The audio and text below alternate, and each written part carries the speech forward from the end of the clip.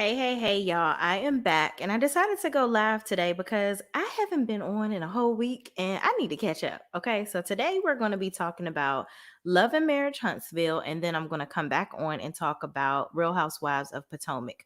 So we're going to talk about Love and Marriage Huntsville episode 13 and 14. Okay, so please, if you like your girl, well, even if you don't, just help me out. Please like, comment, and subscribe on this video.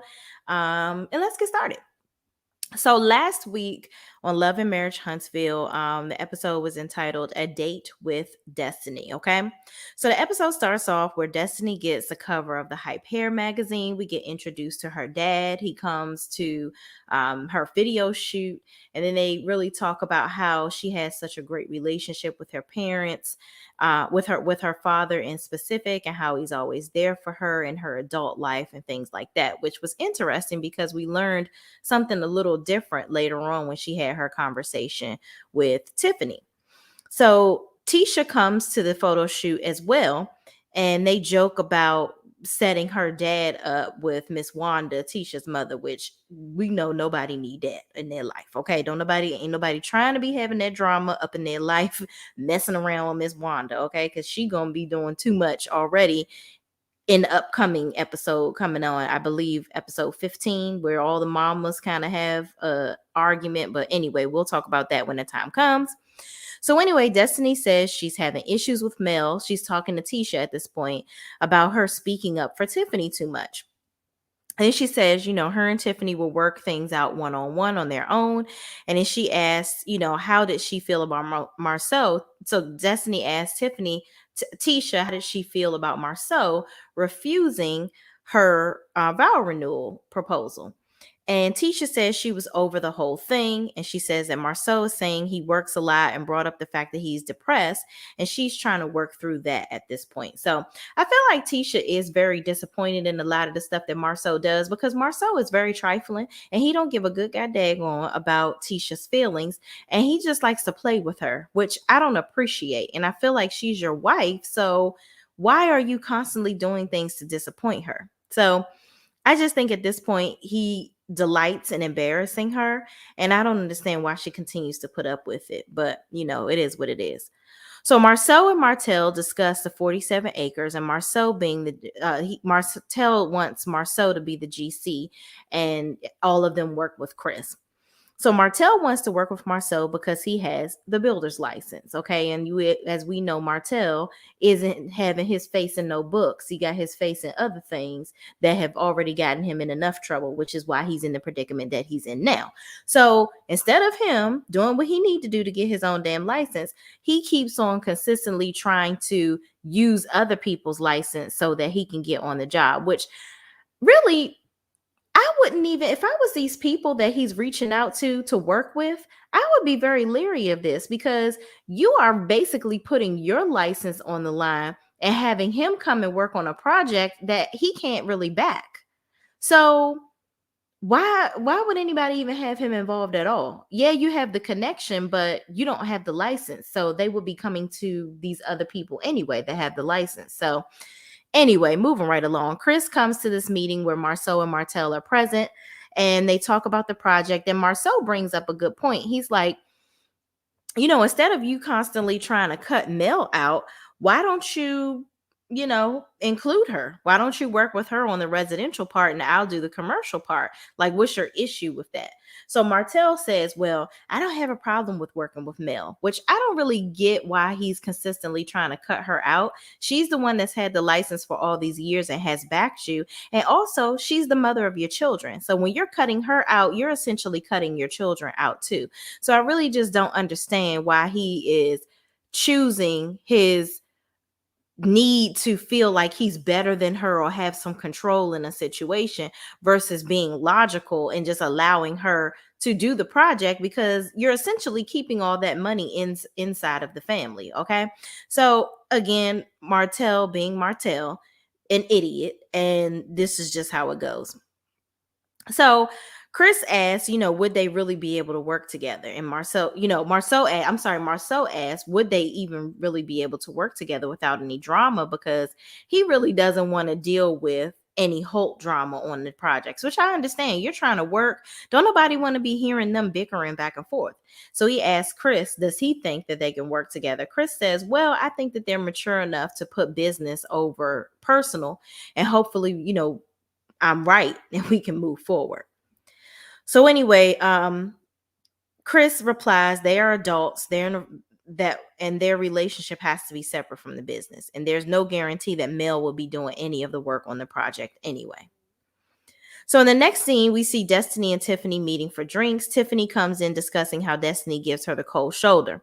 And Destiny says that Tiffany has a smart mouth and comes off shady, which she does. She discusses when she kept poking the bear in situations. And Tiffany asks, how did Destiny get judged as the new girl? Which, when Destiny came on the scene, she was making up stuff trying to get into it with Kimmy too. So it's like, you coming for Tiffany, she's the new girl trying to make her way on the show, and you were the new girl on the show trying to make your way. So you were upset about the whole chicken man situation with Kimmy. Now, granted, I get it, and I agree with Destiny. She wasn't on here talking about people's children like Tiffany did, which was way out of line and so far out of whack, which I don't really get why she even thought that that was cool for her to do. But nevertheless, Kimmy and Destiny were able to get over those issues. And now with, Tiffany coming on the scene, her and Lou, they're just trying to, I guess, make a way for themselves on the show. And I think she's realizing now that her way of doing it wasn't the right way to do it. So anyway, Destiny says, no, I wasn't perfect when I came on the show. And she asked, what is her, what's her dirt? Destiny's like, basically, what's your dirt? Like, let's talk about you. Let's stop having you getting all in everybody's business, and let's talk about your life. Which I'm like, Destiny, ma'am, you telling her to talk about her life. Let's talk about your life, because you're not talking about nothing either. You just going back and forth with Tiffany. And I feel like both of y'all are using each other as crutches to go back and forth in this petty drama instead of y'all really talking about what's really going on. Okay. So then Tiffany says, I have a very complicated past. So she talks about how she was one of 5 children, I guess. And her mom, once her mom had her, she gave her up and she kept all of her white children. So I guess her mom must be white and her dad is black. She's biracial. And her mother didn't want anyone to know that she had a black child, or, a child that was half black. So my thing is, I don't really understand that, because I'm like, you had sex with a black man, didn't you? I don't understand. So you did know that as a result of having sex with a black man, you're going to have a kid that is half black. So you wanted the black dick, but you didn't want to, whatever. But I feel bad for her, because she said that basically she didn't even know that she was adopted. She was adopted, and her neighbor told her when she was 19. So I guess her adopted mom never had the conversation with her, outwardly. And she had a discussion with their neighbor at some point in Tiffany's life. And the neighbor told Tiffany, not knowing that her parents hadn't had that discussion with her yet. So that really has to be challenging as a child growing up, thinking that you're one person that you're not, or feeling like your life is one way that it really isn't. Okay. And then Destiny says, well, I was adopted. Destiny says she identifies with what Tiffany was going through, because she was in group homes as well. Because I guess Destiny, realizing that Tiffany was adopted and she was in group homes, Destiny was like, she was also in group homes, and her mom had a drug addiction. And Tiffany says she struggled through her teen years to find connectivity in her family. And, it was just really difficult for her to identify with them, if you will. She says she got pregnant when she was 19 as well. So this was just a lot, with the neighbor telling her that she was adopted and then finding out, she's pregnant. Things didn't work out with the dad. She ended up getting married, and to, I guess, her high school sweetheart or something like that. Let me go back and read these notes, child, because this is going back to the old episode. So her and the son's dad broke up. She got with her high school sweetheart, and he ended up passing away. She has a thing for figuring out the past to make connections. So Tiffany says she wanted to apologize about even mentioning LeBaric at the brunch. So I'm glad that she actually apologized and realizes that was messy what she did. Then Destiny accepts her apology and says she's not a person that holds on to things, which I'm like, girl, you sure? Because you sure did hold on to that thing with Kimmy all last season. So I don't understand what you talking about right now. But anyway, so she accepts her apology and says she's not a person that holds on to things. Her love language is respect, but she doesn't like when boundaries are crossed. Then she apologizes for saying she would drag Tiffany in Vegas. Tiffany invites Destiny to her anniversary party, and they cheers to transparency, which seems to be Tiffany's favorite word, transparency. Let me see what's in the comments. Thank you guys who are popping in and out of the live. This is my first time going live in a while, so we're going to see how this goes. So in the next scene, Mel meets with Chris to discuss the 47 acres and her bidding on the project. She says she's interested in building on the 47 acres and she's no longer worried about Martel's feelings, which she shouldn't have been worried about that anyway. You got to get your money, sis. Like, he's not trying to help you get no money. He ain't out here working. He ain't out here trying to get no license. He's out here trying to ride people's coattails like he been riding yours for all your damn marriage. Okay, so listen, do what you got to do. So she's in there pitching to Chris about her willingness to participate in the project. And Chris says he's actually saw Marcel. And he was talking about subbing the work to he actually saw Martel and was talking about subbing the work to Marcel. And Mel says she's not understanding why he would intentionally try to cut her out of the project, because that's like taking food off of her and her children's table. So she's like, you just got back cool with this person not too long ago, and now you trying to give them a project? I don't understand what's going on here. So I thought that was kind of shady anyway, that Martel was even trying to do that. He didn't even consider or even think about Mel for the project. His ego is just overpowering the situation, which I'm just over it. I'm just so over Mel and Martel bickering back and forth anyway. It's just getting ridiculous.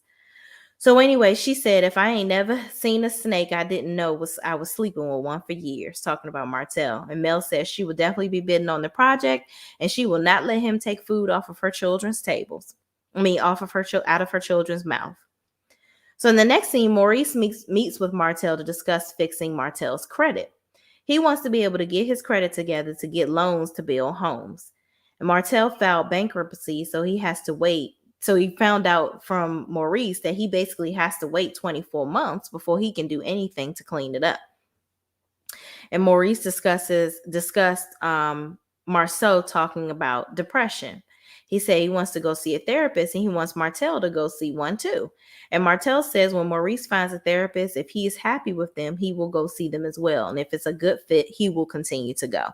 I really feel like Martel has to deal with his issues of constantly bringing up the past, living the past, just constantly living in the past and not wanting to accept what he's done in the past to create his present future. He wants to keep on trying to blame other people, and he doesn't really want to accept responsibility for anything that he's done. So until he can do that, I don't think anybody can really help him. Hopefully the therapist will tell him the truth about that. So in the final scene, Tisha meets with Dr. Francis by herself. She tells him the first time she came, it was because she was feeling burned out being with her kids 24/7 by herself throughout the pandemic, helping with the business, just kind of trying to be everything for everybody and not really doing anything for herself.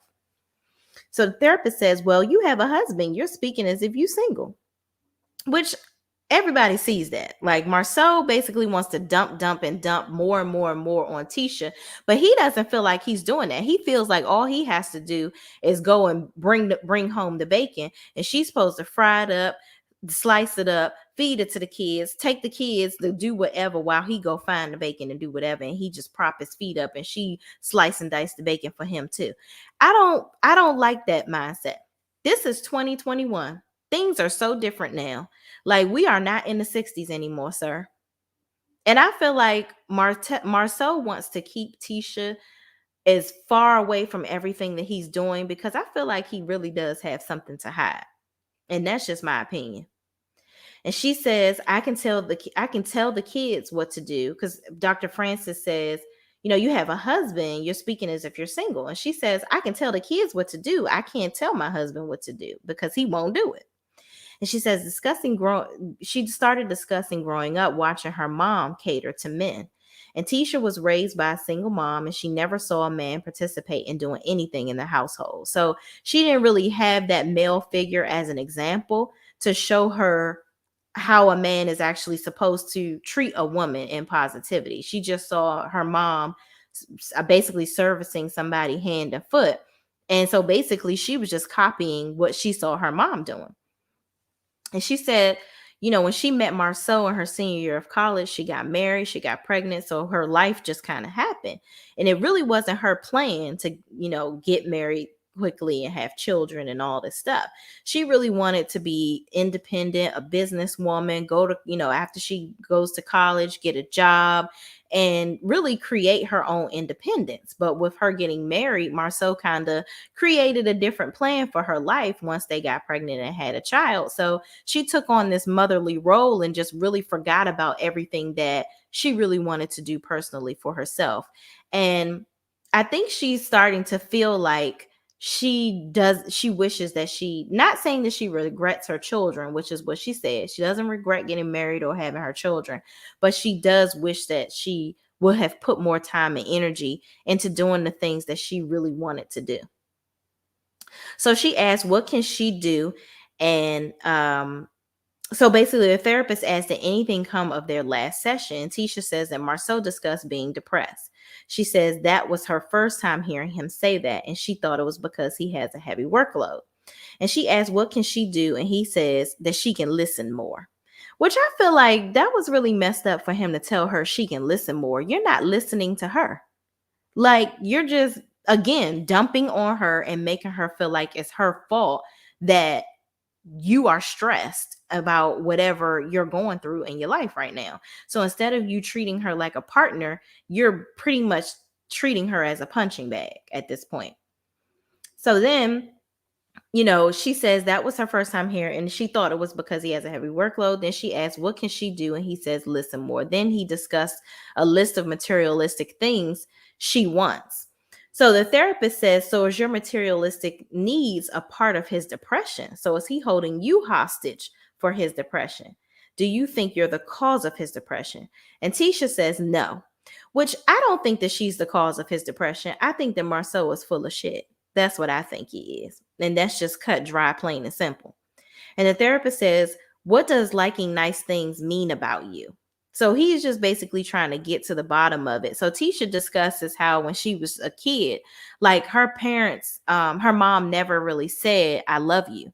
Like they never said, I love you. They showed each other love by doing things for one another. And her mom used to buy her things all the time, which I find that is actually common in a lot of families. I actually saw a Facebook post the other day where people were talking about how, just off of this discussion, how they never heard that their parents never told them that they loved them, and that how, she also discussed how they weren't very affectionate towards one another when they were children. So you can see how growing up, this can create an issue in an adult, because now you don't identify with healthy affection as it being healthy. You look at it like it's something wrong with it, and you look for that affection or that appeal from your spouse in different ways. So she's in turn looking for Marceau to buy her things to show his affection to her, because he's no longer showing her the affection that she said he was giving her, like physically and emotionally in the beginning. So now she's reverting back to that childhood state where now it's like, okay, well, you're not giving me what I want in the ways that I had it before, which you showed me something different and I realized I liked it. You're not doing it anymore. So now you're buying me things and I'll just take it however you're going to give it to me. And that's what I'm most familiar with. So I just thought that was interesting. And I think that we really, as a society, have to change that scenario. We have to tell our children that we love them. We have to hug them. We have to kiss them. We have to do all those things, because they're going to start seeking that love in different places, or they're not going to know how to identify it when it's real. So I thought that was really eye-opening, that she discussed that. And I think it's really going to make a lot of people think about how they treat their children. So she says she didn't have the words to express. She was always given things from her mom. That's how her mom expresses love. So we talked about that. So Tisha says she's a giver as well, and she likes to spend time together. So she's always telling Marceau how she wants to spend time together, and he's not getting it. So she talked about the Vegas trip and how Marceau didn't want to recommit their marriage, and she was disappointed that he didn't want to do it. And the therapist asked, did she tell him she was disappointed? And she said no.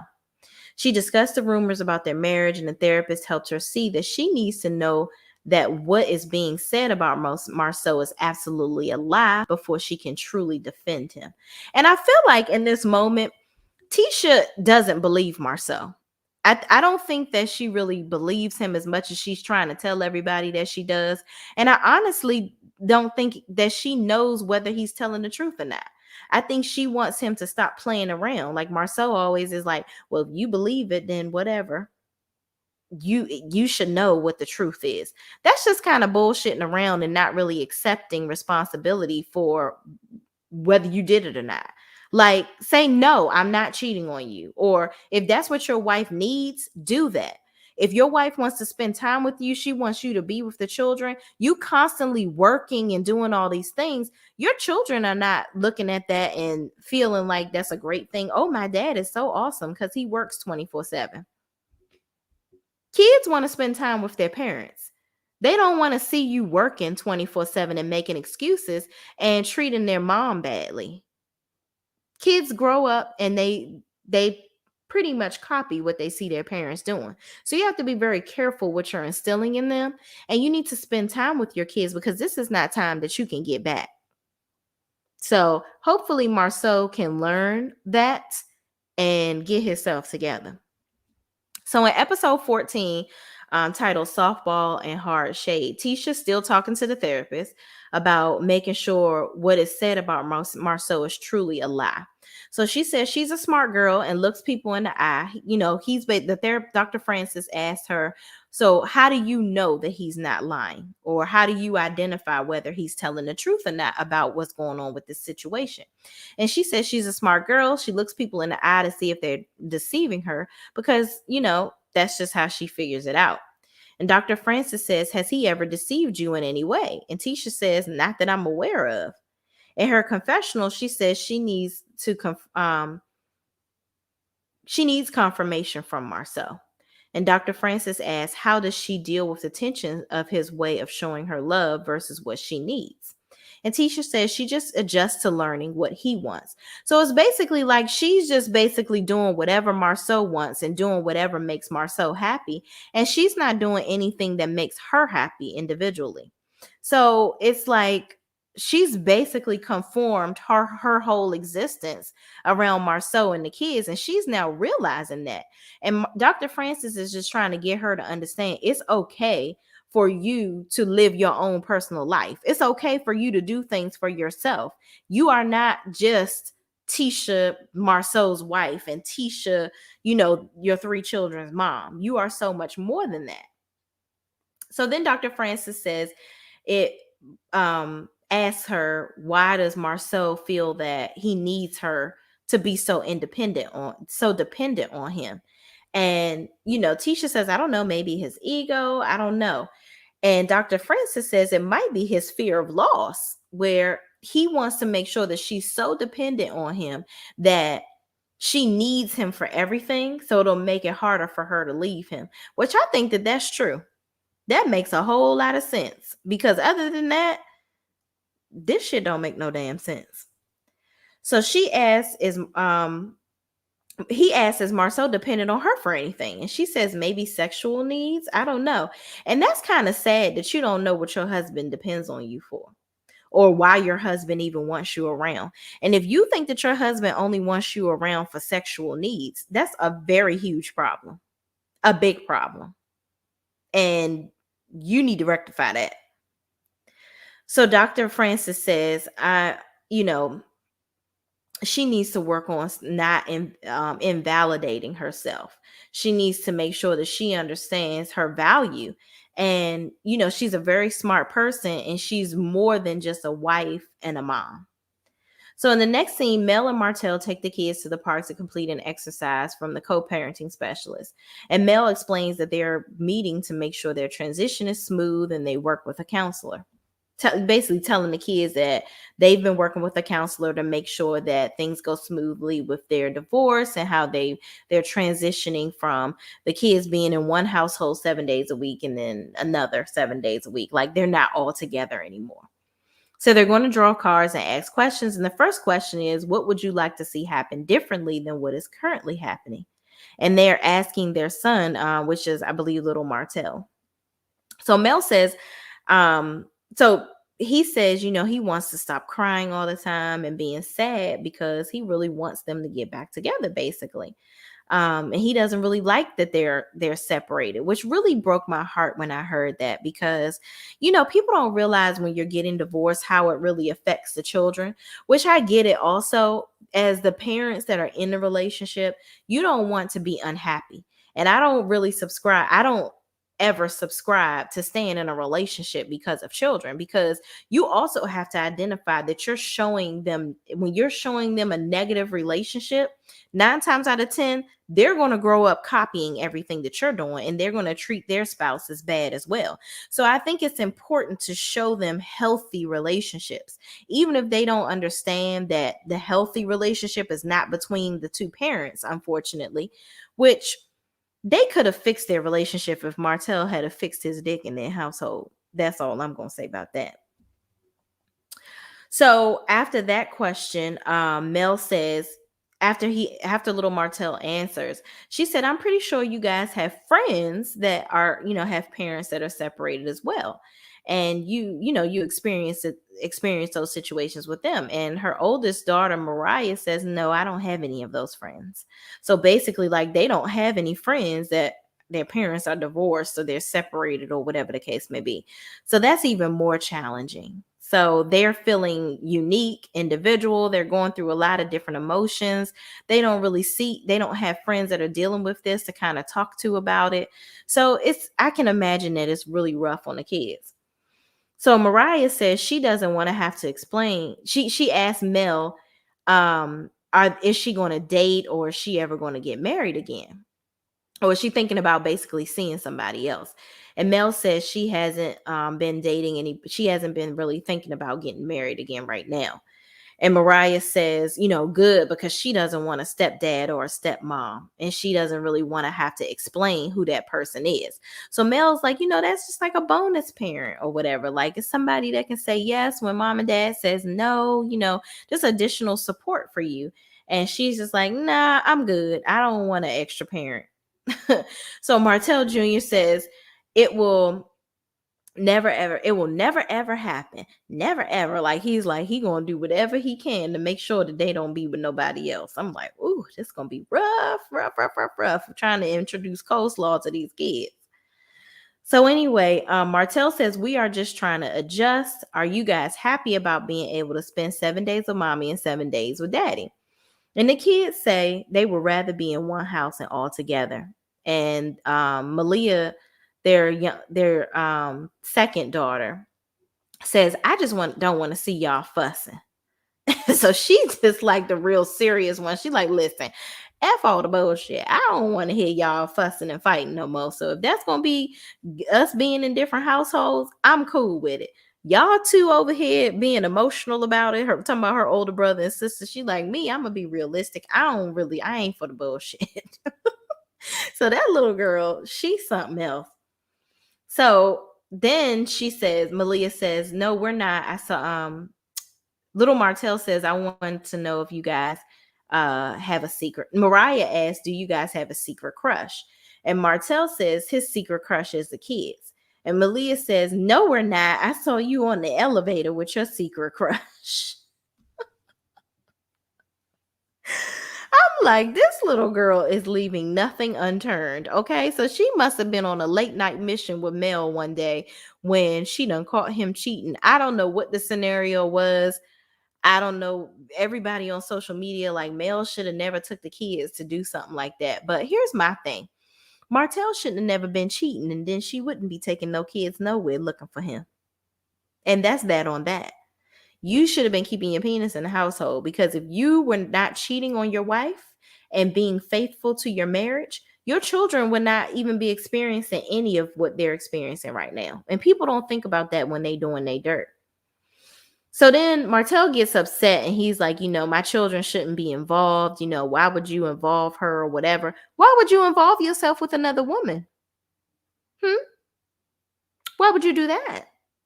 You should have been trying to fix your marriage instead of fixing your penis in somebody else's vagina. That's all I'm saying. So they send the kids off to play. And Martel pretty much expresses his concern with Mel sharing too much with the kids and saying, I would just prefer you not to share as much information with the kids and kind of keep it. And I'm just like, why is it that it's Mel's responsibility to hide your dirt from the kids? How about it's your responsibility not to do dirty things for the kids to find out about? I'm just so sick and tired of this whole, him just not really accepting responsibility for his bullshit. He's so busy trying to finesse other people into thinking that he's just this grand slam of a dad and just a great person, and Mel was doing stuff too, and he's not accepting full responsibility for his bullshit. So until you accept responsibility, you're never going to really be able to move on. And that's what it is. So then Mel goes into saying she's upset because he is supporting Marceau building homes on the 47 acres, and they just got cool but blocking her. So she's basically telling him, I don't appreciate that. You're basically taking food off the kids' table just so you can spite me. And he's like, you know what? I don't even want to go back and forth about that. I don't have an issue with you building on the 47 acres. I just didn't think that it was your thing. I thought that you wanted to sing and do all these other things. And I feel like that's just a constant jab and a dig at him constantly talking about all these things that she's doing. And it's kind of showing his disrespect for it and him making fun of it instead of him encouraging her because she's the breadwinner taking care of your freaking children because you're not doing anything to bring any money into the household. And you better be glad she's not taking your dumb ass for child support. That's what you better be glad about. I don't understand. So if anything, you should be upholding her and uplifting her into all of her many jobs, and you need to get one. How about that? So anyway, he don't want to argue. He's like, okay, well, if that's pretty much all we got to talk about, let's go ahead and leave or whatever. I'm like, whatever, Martel, you full of shit. So Marceau and Tisha Marceau and Tisha are in the office. They discuss updates on Scott's Manor. So it was a situation, I guess, where they were going to fire Uncle Mac, and then the new person that was going to do the project was going to cost hundreds of thousands of dollars more, and then Uncle Mac's somebody from his company called and discussed it, and they just decided to keep him on. Whatever. It sounds like a whole bunch of bullshit. Y'all houses ain't gonna get built no time soon. That's what it looked like to me. But whatever. You like it, I love it. So Tisha's so then they discussed the Destiny race and talked about everyone participating, and Tisha gives him a recap of the situation with Kimmy and how Kimmy got upset about the text and all this, that, and the third.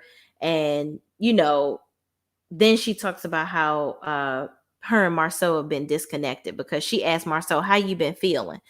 And he says, I feel disconnected. She says, well, I know you've definitely been disconnected from me. And so he's just like, giving him a rundown. He's giving her a rundown of all his issues that he had in 2020 and how he's moving forward from it and all this, that, and the third. And then Tisha says, well, I had those same concerns as well. But I feel like, my issues weren't discussed. Like we don't talk about these things. So it's like we're just kind of going through the motions or whatever. So Tisha tells Marceau about her solo session with Dr. Francis. And, Tisha says that outside of being a mom and a wife, she says she realizes that she needs to not lose focus on her dreams and her own individual goals that she shouldn't give up on. And basically saying that she didn't really, in the beginning, she couldn't identify being anything more than a mom and a wife. And then Marceau goes on to tell her, okay, well, maybe you're not just a mom and wife. Maybe you're a commercial real estate developer. Maybe you're an entrepreneur. Maybe you're a good friend, a good sister, a good daughter. You are inspiration to other people.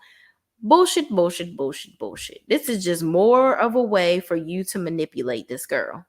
Like, You ain't been uplifting her in no type of way. You just don't want her to go back to this therapist for her to take the wool off of her, him to help take the wool off of her eyes that you done stuck there with gorilla glue. Okay. So anyway, Tisha says she came out more. Marcel basically is like, you came out more confused than you did going in. And Tisha says, Dr. Francis feels I'm more protective of you. And Marcel says, I have always looked like a liar. People on social media are saying I believe Marcel, but where's the DNA test? And he's like, well, I feel like, well, where's the baby? Y'all ain't seen no baby, so forget a DNA test. And if I've been able to hide a baby, 2 kids, first of all, I thought it was 1 kid. So where he get 2 kids from? He was like, if I can hide 2 kids, I need an award. And then Tisha says, or to be dead. I was like, damn, she gonna kill him. I feel like Tisha is smart. She just need to hire a private investigator to follow his ass around. She gonna find out every little thing she need to know. And that's that. So anyway, she says, I believe you and all this, that, and the third. I don't believe his ass for I don't trust him far as I can throw him, but that's on her. That's her husband, and she gonna stick beside him, child. So in the next scene, everybody meets up at the baseball stadium where Tiffany and Lewis got married. They have a little softball game. The Scots win. So everybody goes in to sit down and chit chat after the game is over. And Tisha and Marceau go off to handle some things with the Destiny race. But then Martel, Mel, Destiny, Tiffany, Lewis, and Kimmy are sitting on this couch. So they're having a discussion and just basically talking about the game and whatnot. And then they're talking about, them celebrating their anniversary. And then Martel has a smart comment, and Mel says, well, he's probably feeling some type of way because this is right around when our anniversary would have been. Our anniversary would have been July 19th. So that would have been 13 years or whatever. And then Martel feels the need to say, well, I'm the one that actually was going to file for divorce. I'm like, why did you need to say that? Like, y'all will be the scene will just be going very well. It's in a positive direction, but you want to bring up, hey, everybody, yeah, because I was the one that was going to divorce her. Who gives a fuck? Who gives a fuck? You are very childish, and nobody asked you that. So why did you have to say that? Grow up, Martel. Please grow up, because this bickering back and forth with Mel every episode, or you just trying to find a way to push her buttons, I feel like you hating on her. And I never seen nobody hate their spouse as much as he obviously hates Mel. He is so jealous of her that it stinks. It's so obvious. And even Lewis was like, well, why did you need to say that? Like, as a man, basically he was calling you a bitch, because he's like, listen, a grown-ass man shouldn't be talking like you do. That's what he said without saying it. And he said it with his chest. He was like, as a man, why does that matter? Why does it matter? And here's the thing. Why does it fucking matter? Y'all are fucking divorced at this point. So who gives a damn who initiated it? You didn't go do the paperwork. If you wanted a divorce so bad, why you didn't go get it? Then you're talking about Mel putting stuff on social media. You just mad because everybody knows you for your worth, which is nothing. You're worthless. Mel is continuing to do things in the world and make it happen for herself, which all you doing is making a bunch of excuses. We've seen that. Try something different. It's getting old. It's very old, and it's been old real fast a long time ago. Do something else. So they going back and forth, talking about who wanted to divorce who, blah, blah, blah, bullshit, bullshit, bullshit. So Tiffany is like, I think that you guys need to really grow and, learn how to respect one another, because respect is give and take, and I think that you guys need to mature in figuring out how to actually have a conversation with one another without it always ending up like this. And so Lou made the point of saying, you know what? Let's just separate. Guys go out here, the women in here, whatever. So they all are talking, and Kimmy is like, every time we get together, it starts out good, but then it turns real bad. So I don't understand what can we do to stop that from happening? And Mel is just basically like, I'm just tired of him lying all the time. I'm tired of him lying on me. I'm tired of him saying that things are one way and it's not. It's just really getting old real fast, and I just don't like it. I'm sick of it. So I'm just like, Mel, I just want you to be the bigger freaking person. Like, don't give him anything, because it's giving stop. Just stop and knock it off. That's what both of y'all need to do. Just don't even talk to each other if you don't have to. I get it, it's a TV show, but y'all need to be very strategic about how y'all interact with one another at this point, because it's just really getting very dry and old. I'm gonna need somebody else to do something else now. I needed to get off of y'all because it's very childish. And it seems like this is very real and not played, because y'all got some real pent up issues with dealing with the past. Maybe if y'all had talked about the past and the things that bother y'all could have still been married and saved your marriage. If y'all both can grow the fuck up and stop trying to one up each other on who can diss each other the best. That's stupid. Grow up. Both of y'all, honestly. Mel, I love you, but grow up, girl. You got to grow up now. You can't let this man continue to get you in a tizzy. Then Martel made a comment about men being kings when he was out. They ended up going outside with the men, and they made Marceau comes in at this point, and he's like, was you in there martelling it up? Which I'm like, wow. They done made a whole name for your fuckery and foolishness. But anyway, he's like, you done martelled it up, and he's over there smiling and grinning to himself. And I'm like, you a real bitch, like for real, because you take delight in going back and forth with your ex-wife, and you puffing your chest out like you've accomplished something by arguing with her and getting her all riled up. But guess what? She's still getting money. What are you getting but a rise out of her? That's it. You look real stupid. So clearly you're not covering her in divorce, because you clearly didn't cover her in marriage. So what do we expect? That's why, you know what, honestly, Mel, you got to hold the bag on these, because you know how he is. Don't give him nothing. I would give him dust every single time I talk to him. That's exactly what he would be getting from me. A pile of freaking dust. So anyway, Tisha comes in and she's talking about the text that she sent to everyone. So she sends this text to everybody talking about the Destiny race and all this, that, and the third. Destiny makes a joke about, yeah, thank you for making a race about me and all this good jazz. So she says, yeah, I heard back from everybody. I only heard back from Mel and Destiny. I didn't hear back from you, Tiffany, and looking at Kimmy. And Kimmy's like, well, you put me in a group text and I didn't want to be in a group text. And I responded to you. If you paid attention, I actually signed up on your website. I didn't really understand why Kimmy was upset about being in the group text until the conversation went on. I feel like she was trying to convey to Tisha that I feel like you bullshitting me, because every time we say that we're getting back on the same page with one another and we're trying to move forward, you get mad at me and you do some little slick bullshit. So now you want to text me in a group with everybody, but we supposed to be close. We supposed to be you and me and sisters and all that. But now you texting me with everybody else. You want to be treated differently and be treated like the close sister that we always wanted, but then you want to put me in a group text. And then Tisha was like, well, I texted you because I always call you and you don't never call me. And Kimmy was like, well, I've never been a phone person. I've never been somebody that's been getting on the phone with you all the time. You've always called me. So what's different? And I can understand that. Don't try to call me out on something that you already know. You know what it is. You know that you've always called me and I don't call you. So now all of a sudden it's a problem because I'm calling you out on texting me in a group and you didn't need to text me in a group. You supposed to be my sister, right? Why you ain't call me? You bullshitting. You're still mad that I said something at that dinner. And that's what it is. She's mad about Kimmy saying that she might be the cause of Marceau's depression.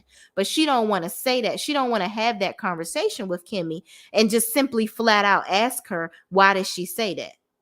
Instead, she's doing this little childish bullshit. Then she says, well, you plan events and don't invite me. And Kimmy's like, what event are you talking about? I haven't planned no events and not invited you nowhere. She's like, oh, okay, well, if you didn't do it, whatever. And so then Kimmy's like, okay, but what are you talking about? Like, you didn't just pull that out your ass. Like, what are you talking about? What is this event that I didn't invite you? What am I planning that you know about somehow that I'm not inviting you to? So Tisha does this little childish teenager bullshit. Oh, well, if you don't want to talk about it, then I don't want to talk about it. If it didn't happen, then oh well. I'm like, oh my God, this damn child. This she is a grown-up teenager. That's what it is. You're childish. If you have a problem with Kimmy, say it. Stop acting like your mama and causing bullshit. You just need to go ahead and get the stiff waves like your mama. Just be her. Because you looking at acting just like her right now. Real childish. It just doesn't make any sense to me. So Kimmy is too grown woman to be around Tisha, honestly. I don't know how that relationship is ever going to progress because Tisha is a mind fuck. She is a human mind fuck. And I don't know how anybody can continue to be around her. So Tisha says, well, if you didn't plan anything, I'm not going to say anything. And Kimmy says, this is the kind of stuff that causes me stress when you say things like that and don't address it. I just feel like it's unnecessary. So Tisha says, you said you don't plan things, so we don't have to get it out the way. You said you didn't plan anything, so it's nothing to discuss. So I'm moving past that. You're not moving past it because we probably going to hear about it for 3 more episodes. But that's it. That's all I have on Love and Marriage Huntsville. Please, please, please don't forget to like, comment, and subscribe on this video. And if you are rewatching this video, I talked about episode 13 in the beginning. So fast forward about 20 minutes in so you can see episode 14 if you want to go straight into that. But I reviewed 13 and 14 in this episode. So again, thank you guys for watching, and I will see you in the next video. Peace out.